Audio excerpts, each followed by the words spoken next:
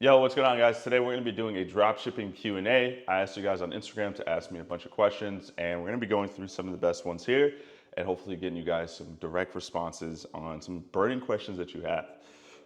So let's get straight into it. How long does it take to get to 100K in store sales? For me personally, it took me about 3 weeks. I feel like I could have done it a lot faster. I wasn't as aggressive as I could have been with scaling my budgets. Right now, we're about to do $200,000 in about a day or two from now. So we'll do $200,000 in 30 days, which will be cool. And what I learned in scaling a store to 6 figures a month and beyond is it's important to, once you found that winning angle, that winning offer, that winning product, and you have a good foundation, it's important to constantly test every single day and aggressively try to scale. Because the way it works with Facebook, the more money you spend, the more creative volume that you test, the easier it is to optimize the pixel and the easier it's going to be to obviously get to the monthly income goals that you have for yourself. So it took me about 3 weeks, but now it's pretty easy. Getting to $1,000, $5,000 a day with dropshipping is super easy if you know what you're doing. Is it necessary to check the number of stores selling the same product once you find a product? No, not necessarily. Yes and no. So it depends on the niche that you're looking at. I find that if you're in the super competitive niches, the niches I always tell you guys to avoid as beginners, hair care, skin care, cosmetics, anti-aging, knee pain, back pain, any type of red light therapy or EMS devices, anything with sleeping, sleep apnea, snoring, those memory foam sleep pillows, any type of supplements, right? Pretty much every and all supplements are super competitive niches. So if you find a product within any of those really competitive niches, pets are also another competitive niche, then I would try to see how many other advertisers are selling that. But if you're in more obscure niches that aren't as competitive, it doesn't really matter because they're not competitive. So there's enough room in the market for you to go into. But ultimately speaking, if you find that product and it fits the overall criteria, which is the advertiser recently launched within the last 60 days, they're adding new ads into the ad library every couple of days with not too many of them turned off, they're selling a problem-solving product to an older demographic of 35 and up, you should be good. What's the best strategy to use to target audience? I think I understand what you're asking, but basically what I do is broad targeting. In my Facebook ad account, I never select a certain interest, I don't select a certain gender, I don't even select a certain age. Even though I know that I'm going to be selling to women older than the age of 35, I still don't pick it. Because Facebook has gotten really good at finding its target audience, and you trying to mess around in the ad set level with the target audience is just gonna cut your results short. So let Facebook's algorithm figure out your target audience for you. I promise you, if you have really good ads, really good copy, it's going to find the right people automatically. Facebook is trying to make it as easy as possible to use their platform so more people can use it and more people will spend money. So try to avoid doing anything at the ad set level. Okay, speak about how we get dropshipping suppliers from China and get fast shipping, 7 days. So basically, this isn't too hard. I know a lot of beginners struggle with like trying to find suppliers, private suppliers. Honestly, realistically speaking, you just need a private agent. So the way it works is that obviously most products are developed and made in China. The problem is that if you go to websites like Aliexpress, Alibaba, they're either going to require a minimum order quantity, so you have to order a bulk, which we don't want to do, we're dropshippers, or if you do get to order one unit at a time, it's going to take like anywhere between 15 to 30 days to get to your customer. We don't use those platforms to dropship and fulfill our orders. We like to use private agents. There's so many different private agents I've been able to work with because some are better at finding certain products better than others.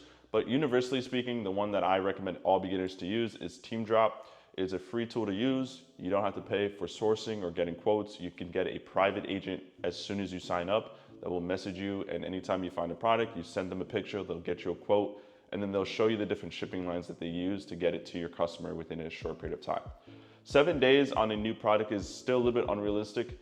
In most cases, you'll be able to get your product to your customer in about 8 to 10 days if it's going to the US. And any other countries closer to the US, like Australia, Europe, those products get delivered even faster. So TeamDrop is really dope. I'll leave a link in the description if you want to sign up with TeamDrop. It's 100% free. And then if you sign up with a link in the description, you get some free additional bonuses and coupons as well. So that's pretty cool. Focusing image ads or VSL, does it not hinder scale without videos? Absolutely not. I'm doing 13, almost 14K a day. I've done almost $200,000 in the last 30 days, all with native image ads. I don't use a single video ad. Now, of course, It makes sense to, if you're scaling with native image ads, to implement video ads. But right now I haven't felt the need to do that. I haven't had any ad fatigue yet. I haven't had any drop off in performance. My net profit margins are close to 35% on average. So for every $100,000 I'm generating, I'm taking about $35,000 in profit. That's after cost of goods, that's after ad costs, that is after Shopify fees. So I have really good profit margins. It's really easy for me to create the images. I don't have to pay or outsource this to somebody else. It takes me about 10 minutes to set up, and then I don't do anything for the rest of the day. Sounds like a great plan to me. Now, of course, there's this thing of ad diversity. Of course, you want to build some more stability. Video ads does make sense, but the way it stands right now, I like where I'm at with native image ads. And if I start to see a massive drop off, then I'll consider some video ads. But as it currently stands, native image ads is more than enough to get to 200K a month, even $500,000 a month with native image ads alone. Cool. Top 3 metrics for testing a new product, like for example, CPA, CTR. The first main metric is CPM.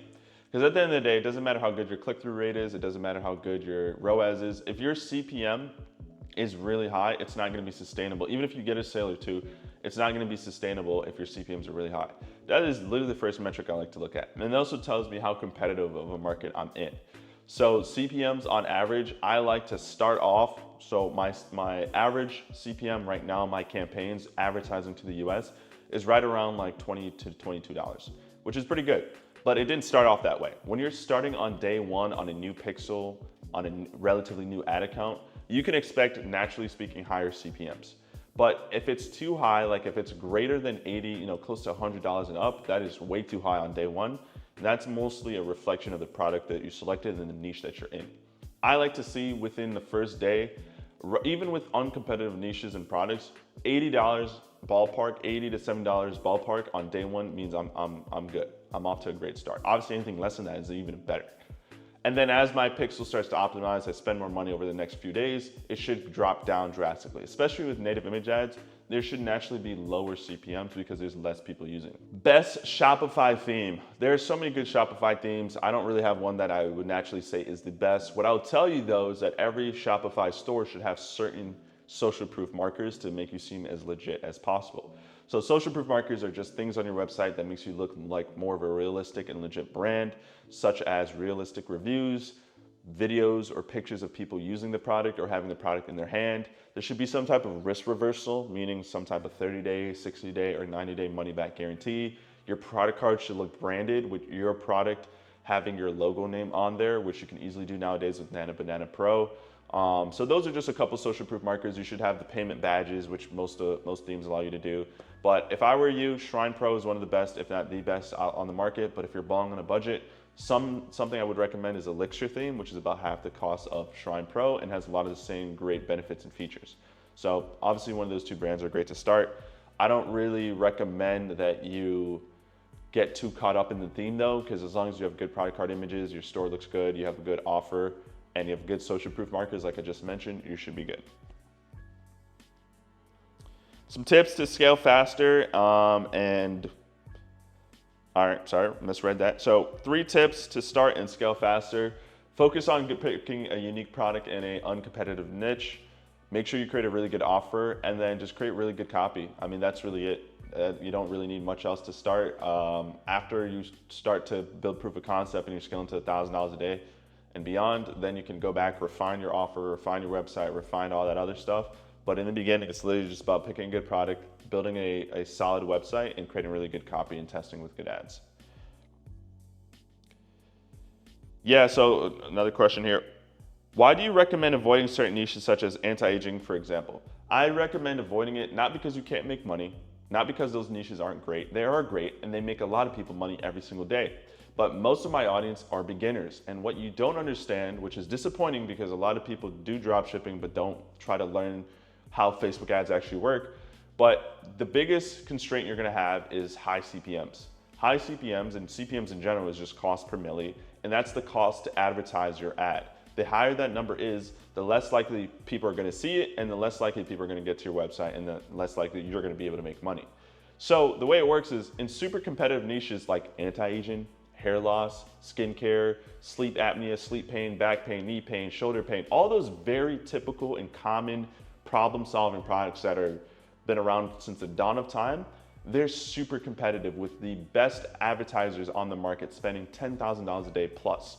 So for you to break into that market, you have to go up against an auction system. The way Facebook decides which advertiser gets that customer is on an auction system, which is built on certain pillars, like how much is the advertiser spending? How long have they been spending ads for with us? How good is their conversion rate? And naturally speaking, the advertisers that have been running longer, spending more money, are going to get they're going to win the bid 9 times out of 10. So you're rarely ever going to win the bid. And even though you create good copy, good website, good offer, good ads, good everything, it just won't allow you to break that market because so many other people are fighting for the same 35-year-old grandma or 35-year-old woman that is insecure about her skin. So it's not that those niches can't make money. I think it's just very difficult for a beginner to enter into that market with $100 a day. And then if you spend $300, $400 and you lose that money, you start freaking out, crying, and then want to quit and give up on dropshipping. While your competition is willing to go $5,000 in debt before finally getting the pixel to optimize and start to make it money. So that's what you're up against in those competitive niches. The less competitive niches where there's less competition, most dropshippers aren't even thinking about that. They're going to go after, the same typical things that you would probably go after: supplements, skincare, pet niche items. While the really smart dropshippers that are balling on a budget, they're not going to go after those niches. They're going to go for more obscure niches and easily scale. I'm scaling right now with little to no competition because I'm in a niche that most people don't think about. Even my best students inside the community that I run, Social Brands Club, they're scaling to $1,000 a day within a week because they're finding products that 99% of dropshippers don't go after. It's that simple. So of course, if you want to take that risk on and try to compete with the best dropshippers on the planet, go right ahead with your limited budget, but just don't be surprised when your CPMs are super high and you're getting a couple sales here and there. You see some potential, but you just can't keep up because you're not spending enough money and testing enough creatives like the big agencies and the big brands out there. So that's just my personal advice. Cool. All right, how much money do you need to get started with dropshipping? It varies different from people to people. As far as the exact dollar amount to get your business and systems off the ground, I don't think you need more than $100, $150. But as far as spending money every single day on ads, which is its own separate cost, $50 to $100 a day, you should be able to comfortably spend about $1,000 to $1,500 within a month to find a winning product. It normally takes about 2, 3, maybe even 4 attempts if you don't do it efficiently and follow the instructions I provide. But if you follow the instructions that most people provide, which is go find a typical problem-solving product that go after older people, like a back massager, and try to dropship that, good luck, because you're gonna keep cycling through products and wasting a ton of money going after the most competitive niches. You say we need a winning product, but many people claim it's all about the ads. It's a combination of multiple things, right? The whole point of dropshipping is that there's multiple variables that play a role in your success. You could have the best product in the world, but if your ads suck, you might get some sales, but you probably won't be really profitable, and vice versa. So you asking, many people claim it's all about the ads. I beg to differ. I see some of the best ads on the market created by some of the best people that still aren't able to scale them because the product itself is just either really competitive or just doesn't align with the target audience as well. So it's multiple things. It's a good offer too, good ads, good product. It's multiple things. If you're putting all your focus on just one of those 3 things and not making sure all 3 are in line, you're not gonna make any money doing this, so. All right, perfect. I think I answered most questions here. Oh, a question here about native image ads. So for native image ads, should I launch to a product page first or an advertorial first? I always tell people launch to a product page first, split test a couple different angles, find which angle converts the best for you, and then from there you can of course create an advertorial that aligns with that winning angle. Excuse me. The worst thing you'd want to do is create an advertorial thinking that you're going to sell a back massager to stay-at-home moms, and then you find that that doesn't convert for you. Then you go try to create a whole new advertorial for another angle, and then you're just creating new advertorials which take time to create, when instead you can just test different angles and copy, send it to a product page, split test them all at once, and find the one that performs best for you. Then once you find that winning angle, maybe it's truck drivers that are in more need of a back massager, then you can create an entire advertorial specifically aligned with that sub audience and that customer avatar, and then it's gonna make your conversion rate a lot easier. It's gonna save you a ton of time and money as well. So always create a product page first, or send your native image ads straight to a product page first. Then you can also circle back and you can then, of course, create it to an avatar. I would do it in a separate campaign. So your product page campaign should be its own campaign, and then you duplicate that with the same copy, same images, and send it straight to an advertorial in a new campaign. Start them all both at $50 a day or $100 a day, whatever you can manage, and then go from there. All right, guys, hopefully you enjoyed this video. If you did, like and subscribe. I plan on doing more Q&As if you want, so make sure you follow me over on Instagram, and then maybe once or twice a week, I'll put up a poll where you guys can submit some questions, and then I can make another video just like this. With that being said, I'll see you guys all in the next one. Take care.